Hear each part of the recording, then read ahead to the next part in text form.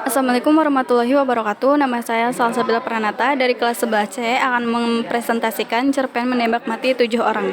Cerpen ini menceritakan tokoh Dar, seorang laki-laki yang pernah mengalami masa kelam di masa muda ketika ia menembak mati 7 orang dalam keadaan perang atau konflik. Peristiwa itu membekas sangat dalam dan menghantuinya hingga tua.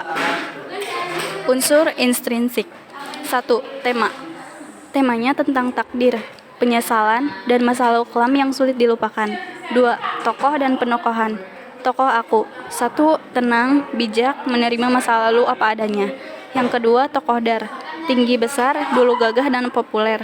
Pernah mengalami masa kelam. Sering ragu dan bertanya tentang takdir. 3. Alur. Alur campuran. Di mana? Alurnya dimulai dari masa kini, lalu mundur ke masa SMA, lalu kembali lagi ke masa kini. Latar. Latar waktu 1. Masa kini pada saat 54 tahun setelah peristiwa. Dan yang kedua, masa SMA. Latar tempat, warung makan, lapangan voli, sekolah, dan tempat latihan baris berbaris. Latar suasana, serius, nostalgia, gelisah, dan penuh penyesalan. 5. Sudut pandang. Sudut pandangnya orang pertama. Yang keenam, gaya bahasa.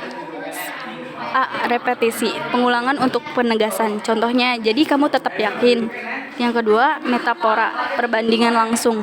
Contohnya, gempita meledak. C. Hiperbola, pelebihan. Contohnya, bisa merubuhkan batang pisang. Personifikasi, memberi sifat manusia pada benda. Contohnya, gempita meledak. E. Smile, perbandingan. Contohnya, langkah yang tidak segagah sosoknya. Unsur ekstrinsik. 1. Latar belakang masyarakat.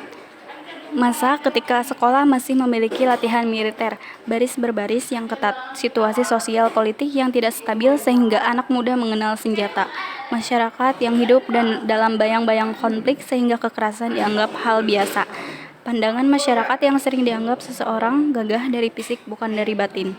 Yang kedua, latar belakang penulis. Ahmad Tohari sering menulis tentang kehidupan sosial masyarakat desa, konflik kemanusiaan, dan nilai moral.